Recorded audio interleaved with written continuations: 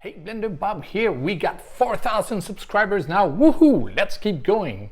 Okay, so Blender Bob. Blender Bob is about working in the VFX industry. And I'm sure some of you wonder, how is it to work in a major studio like 350 people working on the big movies, the big Marvel stuff and the big, how is it? Well, I'm going to tell you today, this is what I'm going to do. I'm going to tell you how it works. All right. So it starts with the producer, maybe sometimes a director or whatever from the production company.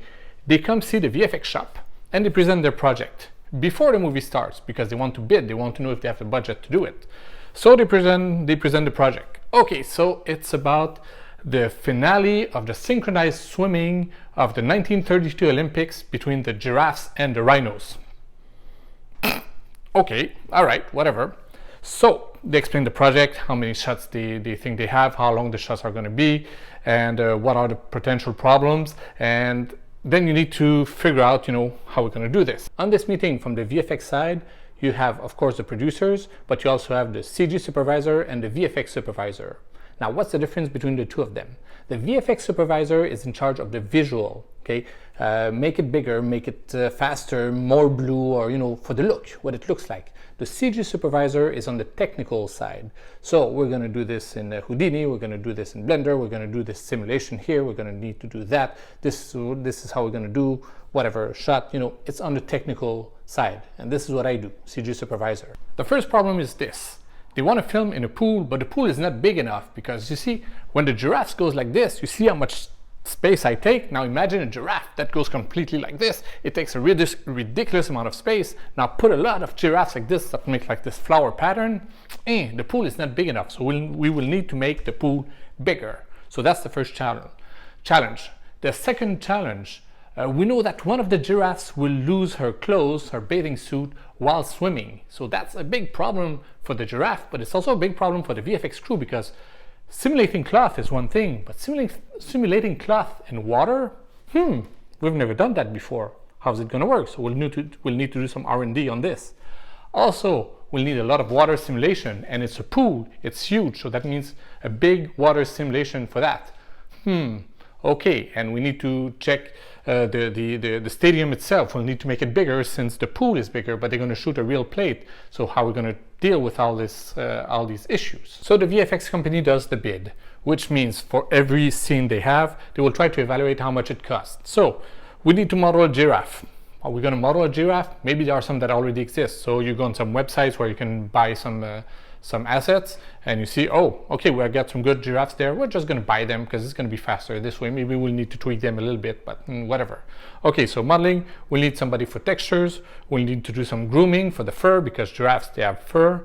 We need some clothes, so we'll need somebody for the CFX to do the clothes. We'll need water simulation. We'll need, of course, somebody in lighting. We'll need some compositing. We'll need some tracking because there's camera tracking. So you bid all this stuff, you put prices on it, and there's an amount of time per hour that you charge, which is a general amount. It's going to cost like $200 an hour for a big studio or $250 an hour per artist. So if you have 20 people working on it, so it's 20 people times 200 times the amount of time they work on it. Okay, so the plate starts to come in. The plates, this is what the client filmed on their side. We call it the plate.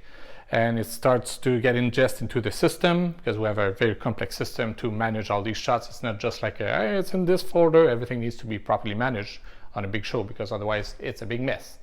All right, so the concept art artists, they start designing the stadium, what it's going to look like, how big it's going to be, the crowd and everything. Maybe they need to design the bathing suits for the animals. Who knows? The tracking department, they start tracking the plates because some of them will need to have CG on it. So we need a 3D camera, so they track everything. And they also do the layout, or maybe sometimes it's a layout department, depends on which shop you're working for. And the layout department will start building a rough set. It's very basic, some cubes and spheres and everything, just so that the modelers could have something to work with. The modelers, modeling department. In a big shop, you have the hard surface modelers and the organic modelers. Usually the organic modelers can do both, but they don't really like to do hard surface modeling. The hard surface modelers usually, they don't want to touch the organic thing. That's my case. I don't do this. I hate it. I'm just hard surface. That's what I do. Okay. So they start working their stuff. Once the modeling is done, it goes to VFX. because they will need the sets to do their simulation or whatever to start preparing their things. It goes to rigging, because we need to animate all the giraffes and the rhinos. And it goes to textures, so we can, of course, texture the model. As soon as the rigging is approved, the animators can start doing their shot. They don't need to have the textures to do this. They can start animating right away, and textures can be added later. Anyway, it's another department that does this. This department is called look dev, because in a big shop, sometimes texturing and look dev is two different things. So some people will just do the textures. Okay, there's no specular, all the bump map and all this stuff. It's not really part of their department. It goes into the look dev, where they will decide how much specular, roughness, metallic, all this stuff that they want. So two different things. Once the animation is done, or even if it's still in progress, some of it can go to lighting. So in the lighting department, they take everything, all the layout, all the elements, everything, they put it all together, and they light the scene, because that's what they do. They're the lighting team. The lighting team needs to work in cooperation with the compositing team, because maybe the compositors will have special requests. I would like to have a normal pass. I would like to get this. I would like to get this light separated from the rest and everything. So they need to talk together. When I bought this microphone, I thought I would never need such a long cable. Well, okay, so now we go to compositing. In my case, because we're a smaller shop, what I like to do is to take all the elements I rendered and pre-comp them, so that then I can give it to a compositor and he will know what I had in mind when I built my lighting. Okay, so this is why I did this layer and this and that. I said it before and I will say it again and again and again. 3D is only 50% of the job. The other 50% is compositing. If you don't have good compositing, everything's gonna look like crap. So every step needs to be approved. And how does it work? Well, we have different ways to do it. The first one is the dailies. So in the dailies, what you do is you go in a room, it's like a small cinema room, with the VFX soup, the CG soup, and usually the team that's involved. So let's say it's the modeling team, so they go there and they present their stuff. Before that, a coordinator went to see every artist and say, do you have something to show this morning? Do you have something to show? Do you have something to show? Yes, I want to show this. Now, you're in this room. There's an etiquette that you need to respect, and it's very important, okay? If you want to be professional, that's how you do this. The VFX soup drives the show. He's the one who's going to comment on all the shots. The CG soup can do it too, but usually it will only care about the technical side. Maybe it will say you need to have more sampling for this, or technical stuff. But it's the VFX soup that drives the show. And unless he asks everybody in the room, so anybody would like to comment, you just shut up. Of course, the artist who did the shot can talk with the VFX soup while they're presenting his stuff. But one thing you don't want to do is to criticize other people's work, even in your own department. So you don't want to say, well, you know what Johnny did? I think it's not very good. It should be blah, blah, blah, blah, blah. You don't want this. And one thing you absolutely don't want to do is to criticize something from another department. So if you're a modeler and you say, I think your edge line for your compositing is not very good. No, that's a no-no. You don't do that, okay? So you need to respect the way it works. If you do see something in dailies that doesn't look good, but you cannot say anything about it because it's not your shot or it's from another department, wait after the dailies. Go see the VFX soup directly and tell him, hey, you know about this shot? I think the edge matte wasn't that good, or whatever. It's better this way. And also there are rounds. They happen at the beginning of the day and at the end of the day, where the VFX soup and the CG soup, they will go around, see all the artists and make sure that everything is okay, they don't have any questions, and try to help them if needed. But we also have weeklies, which usually happen on Fridays at the end of the day. That's where all the teams get together and we can see what everybody else is doing. And it's very cool because it makes everybody, closer, and we can see the progress of the show. And at the end, you have monthlies. Now that's the entire company, all the projects combined together, and now we can see everything that's going on in the company, and this is usually very cool and with some little... Now here are some little tricks for you. Sometimes you deal with directors who never did CG before. They don't know how it works, they don't know all the steps, and they want to see like the final shot, from the beginning. They cannot understand why you make a model that's gray like this and it turns on a turntable and there's no texture on it. For them it means nothing.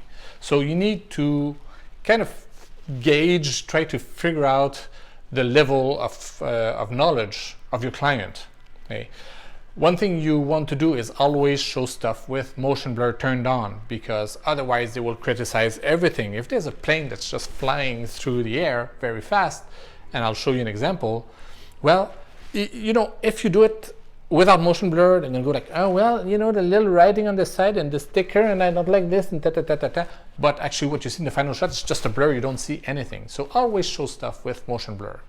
If you don't have final textures, don't show it. Okay, because most of the clients, they cannot understand that it's not finished yet, or if it's not lit. So if you need to present something, either everything is gray, or you put some really random colors that are, you know, that makes no sense at all, and tell the client the textures are not done yet.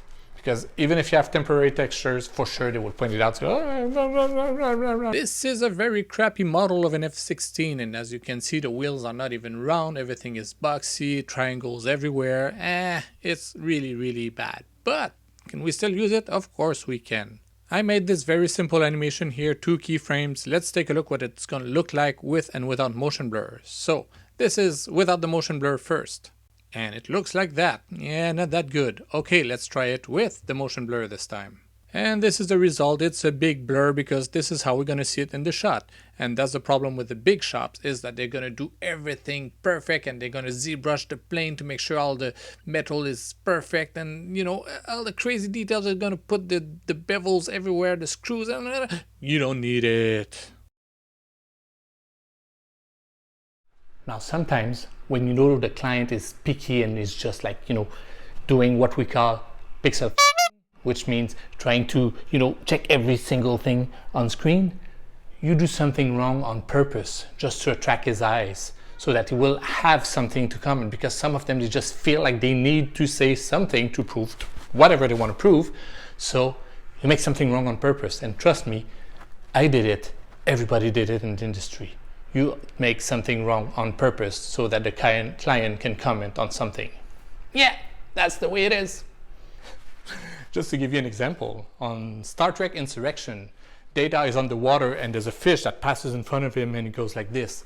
And the client was like, well, we need a fish that's alien but not too alien. And it's like, that means nothing. You know, it's alien but not too alien. What do you want? Clients, sometimes they just don't know what they want until they see it. So we presented a fish, not too happy with it. We presented it the next day, the exact same fish. We just changed the lighting. It's like, oh wow, this is perfect, we love it. And that's the fish that's in the movie. We didn't change anything. This is an alien fish that is not too alien. So what is the difference between a big shop and a small shop or a medium shop, like where I work right now? In a big shop, sorry, it itches. In a big shop, they don't care about money because they have so much of it. So they do everything at 100%. Okay, everything is a hero model. There's no low-res model. Everything is like super crazy high-res. Well, not all the time, but you know, if you have a prop, usually the prop, they will make it so that, you know, you can see it very close, even if it's going to be far in the scene, they will make it look good anyways. In a smaller shop, well, you have different approaches. So you can go like, okay, we're going to do 75% of the job. We're going to light it, render it, shade it, you know, comp it, see what it looks like, and just fix what's needed to be done. And this is the way it worked at VFX a long time ago in 1990, 97, 98, when I worked there. That's how we did things. At the time, no kidding, we were doing our dailies on 35mm film. So we would output our frames, send it to a company, they would print it on film, we would put it on the projector and see it on a cinema room. It was insane, doing your dailies on film. Now, if you want to know my point of view, that's the way to go. You do 75% of the shot, and then you render it, you comp it, everything, show it to the client. If the client changes its mind, well, yeah, because it happens all the time, then you just tell him, hey, listen, you paid for this, you asked for this, you said you wanted to sit from this angle, you change your mind, well, you pay for it. But, you know, that's for the producers to deal with, not the artists. Actually, it's on a case-by-case shot, okay, because you never know. If you watched on Apple TV the show For All Mankind, I did the lunar station for both the Russians and the Americans, and I did one of the lunar module that goes up, the second one, the bigger one. And the Russian one was like on the screen, it was about this big on the screen, okay? And I beveled the screws on that thing. It was completely insane. Spent so much time modeling that thing that's like that big on screen. But that's because in season 1, that's how we see it. But in season 2, which I haven't seen, I'm sure that they get closer and closer and closer to that thing. Haha, so you prepare your model just in case. So in this situation, that's the way to go. But it happens sometimes that you have to start modeling stuff and the show is not even filmed yet, but you know you're gonna need this asset. For example, about a year ago, I modeled this shuffle and kind of this emergency thing, well, this one here, and I didn't know what it was for. Okay, so at the end, it turns out it's a guy who's fighting with other people and he's just swinging it very fast and it's in the dark and all you see is like a metallic blur passing by. So yeah, I spent a lot of time modeling the shuffle for nothing. Could have been a much simpler model, but you know, it looked good. Now this thing here is for the cats because they keep sleeping here. You know, in cats, lots of hair. Okay, now some of you may wonder, well, you worked on the big studios, on the big movies and everything. Why did you quit your job to go work on a much smaller studio? Because of the challenge. Because when you work in a big shop, the problem is that it's so big that it becomes like, sorry to say, a sausage factory, okay? And you're just a number. And I was trying to develop stuff and trying to bring new techniques and trying to do, you know, something to move to get to develop new technique, new stuff with Unreal and everything. But it's like, no, you're a modeler. Model. Okay. And yeah, okay, you get your name in big movies and it's fun. You see your name in the credits, you know, in a list of 5,000 VFX artists and you're, hey, that's my name right here. It's gone. Because that's what it is, you know. It's gone very fast. And after a while, honestly, who cares about the credits? I mean, it's fun when you start to see your name on a big movie, but how many of you care that I worked on a Schwarzenegger movie in the 90s called the Sixth Day? You know, everybody forgot about that movie. Nobody cares. You know, that's how it is. But now, where I am at Real by Fake, I'm the guy in charge of the CG department. I can experiment, I can develop new techniques, I can do cool stuff, and I can design the pipeline the way I want it. So for me, it's a challenge. Every new job has something that I need to do. I need to figure out how we're going to do it. And we have a small team and we have to be super efficient to get the stuff out in time and in budget. And this is what drives me. It's the challenge. Not all of the medium-sized companies do R&D like we do to develop crazy techniques and try to push the envelopes. That's because it's part of our DNA. This is what we do and that's what we love to do. And right now, we're doing some very exciting stuff that I've never seen before. And I cannot tell you about it because it's kind of secret, but I hope one day I will be able to do a blender bob and show you, hey guys, look at what we just did and nobody did this before.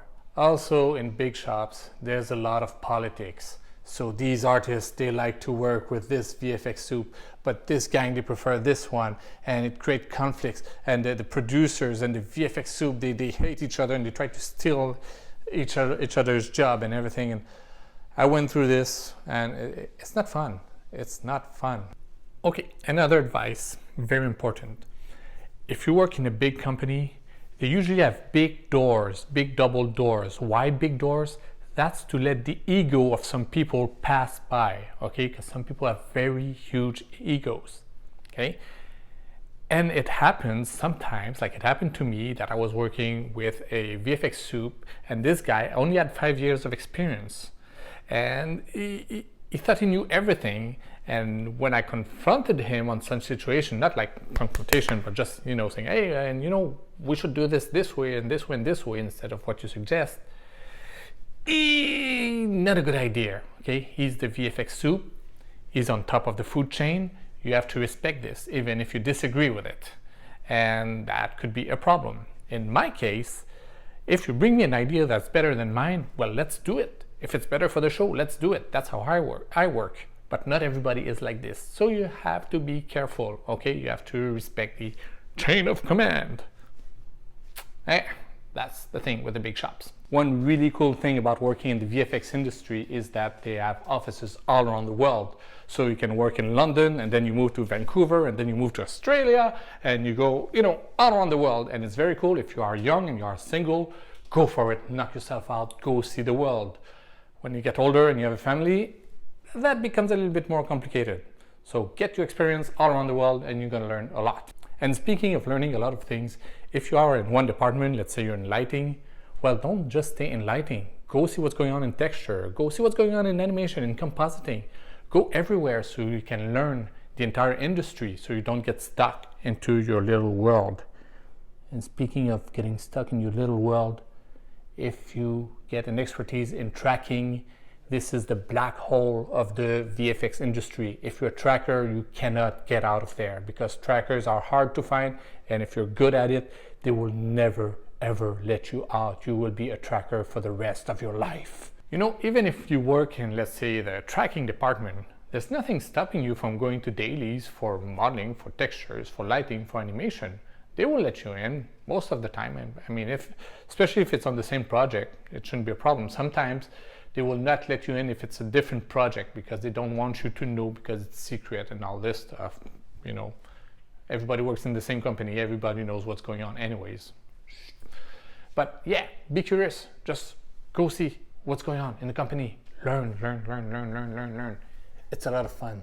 So you want to work in the film industry, you need to know how it works. So how do you do this? You look at making ofs. Go on YouTube, try making of whatever movie and everything. Most of the time they will show you an actor on a green screen. They don't show you much. On Blu-rays, usually they have better making of, but a lot of people put them on YouTube anyway and you can see them. I remember Lord of the Rings, they had like 6 hours of making of, and it was incredible. They were showing everything, not just the, we used the green screen. No, they were really showing you how they did the stuff. It's really good. So look at it, find the extended version with the crazy making of. You want to watch that. You want to watch the clips on what's new in the software. What's new in Houdini 2021? What's new in Maya? Oh, not much. What's new?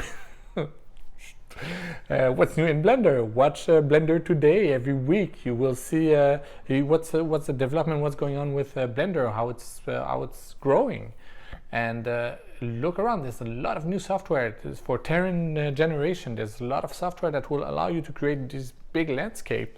It's not Blender, it's not Houdini, it's not Maya, it's different software. You need to learn about all this stuff. Well, of course, if you're just passionate about one thing, you just want to do texture and you want to stay in your texture bubble, that's fine. That's what you want to do it. But if you want to grow in the industry and if you want to, become a CG supervisor or VFX supervisor, you need to be very curious. You need to learn about everything in the industry because, that's where the fun is when you reach that level. It's really good. Well, it's lots of responsibilities. Also, it's not for everyone. Some people are like, nah, I don't want to do this. Just let me do my thing. But if you want to be involved in the big, exciting stuff, CG soup, VFX soup, that's where the fun is. Now, some of you may wonder, how do I get a job in the major leagues?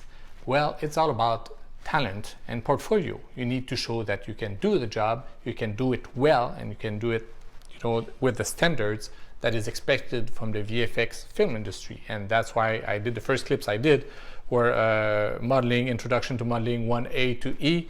This is what it's about, making clean modeling. And you look at the advanced modeling tutorials I did also, you need to follow all that stuff if you want to get a job as a modeler in the VFX film industry. You need to have a diverse portfolio. Don't say you don't have time to make one. Make a portfolio, make it look good. Look at your stuff. Does it look photoreal? It doesn't? Don't show it. Don't bother. Okay? You need to do top-notch work if you want to get a job in the film industry. But I only know Blender. Can I find a job in the big shops? Good luck. Sad to say, but good luck. I mean, I know that some companies like ILM, they don't care which software you use for your modeling because modeling is modeling. It's going to work anyway. But most of the shops, it's Maya, Houdini, RenderMan, or Arnold, whatever, and you need to know these softwares if you want to work in the film industry. So how come the big companies don't use Blender? I mean, it's super powerful, it can do a lot of stuff, and it's free. They can save millions and millions in software. Well, that's another Blender Bob, because it's a little bit more complicated. By the way, there was no synchronized swimming in the Olympics in 1932. It started in 1984 in Los Angeles, and there were no hippos and giraffes. What do you know?